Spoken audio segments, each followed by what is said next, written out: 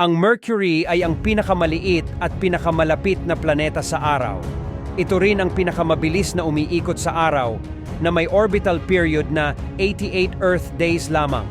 Sa kabila ng kanyang maliit na sukat, ang Mercury ay may maraming natatanging katangian na nagpapakita ng mga misteryo ng kalawakan.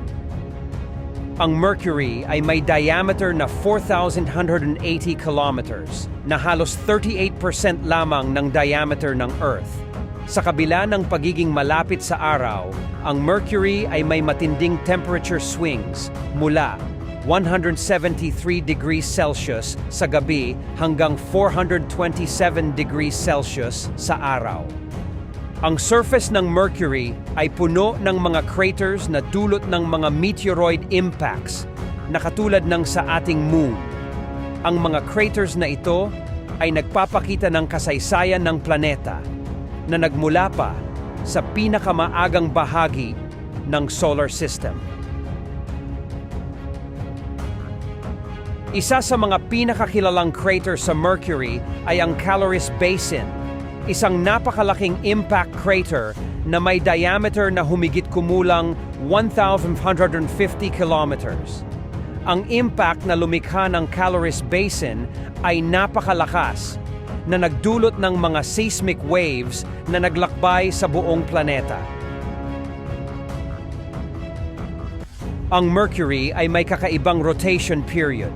Ang planeta ay umiikot sa kanyang axis ng isang beses tuwing 59 Earth days, ngunit ang kanyang orbital period ay 88 Earth days.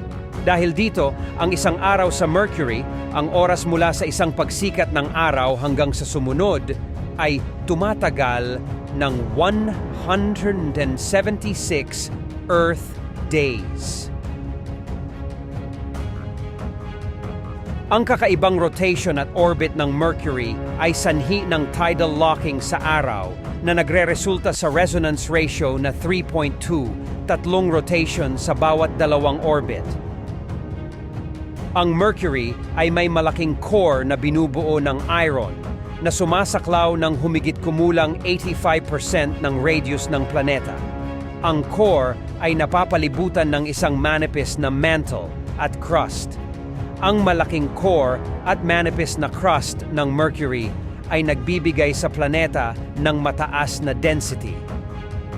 Ang mataas na density ng Mercury ay nagpapahiwatig na ito ay mayroong napakabigat na metallic core na posibleng naglalaman ng iron at nickel. Ang planeta ay may magnetic field, ngunit ito ay napakahina kumpara sa magnetic field ng Earth. Dalawang pangunahing space missions ang nag-aral sa Mercury, ang Mariner 10 at ang Messenger mission. Ang Mariner 10 na ipinadala ng NASA noong 1974, ang unang spacecraft na nakapagbigay ng malapitang imahe ng Mercury. Ang Messenger mission na ipinadala rin ng NASA noong 2004 ay ang unang spacecraft na pumasok sa orbit ng Mercury.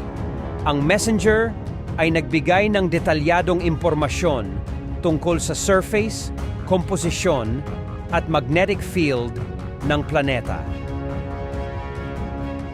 Sa kasalukuyan, ang European Space Agency at Japan Aerospace Exploration Agency ay may joint mission na tinatawag na BepiColombo na inilunsad noong 2018. Ang BepiColombo ay inaasahang makarating sa Mercury ngayong 2025 at magbibigay ng mas detalyadong pag-aaral sa planeta. Ang BepiColombo ay binubuo ng dalawang orbiters, ang Mercury Planetary Orbiter at ang Mercury Magnetospheric Orbiter. Ang misyon na ito ay magbibigay sa atin ng mas malalim na pag-unawa sa komposisyon, geological history, at magnetic field ng Mercury. Ang Mercury ay may maraming kakaibang katangian na nagtatangi dito mula sa ibang mga planeta sa solar system. Isa na rito ang pagkakaroon ng hollows, maliliit na depression sa surface na posibleng dulot ng pagkawala ng volatile elements dahil sa solar radiation. Ang planeta ay mayroon ding mga ice deposits sa kanyang mga polar regions, sa kabila ng pagiging napakalapit sa araw. Ang mga ice deposits na ito ay matatagpuan sa loob ng mga permanently shadowed craters, kung saan hindi natatamaan ng direktang sikat ng araw. Ang Mercury ay isang napakakamangha-manghang planeta na puno ng misteryo at kakaibang katangian. Sa kabila ng kanyang maliit na sukat, ang planeta ay nagbibigay sa atin ng mahalagang impormasyon tungkol sa pagbuo at ebolusyon ng mga planeta sa ating solar system. Salamat sa panonood, mga kaibigan. Huwag kalimutang i-like, i-share at mag-subscribe para sa higit pang mga kaalaman tungkol sa ating kalawakan. I-click ang bell icon para sa mga updates. Kita-kits ulit sa susunod na episode. Maraming salamat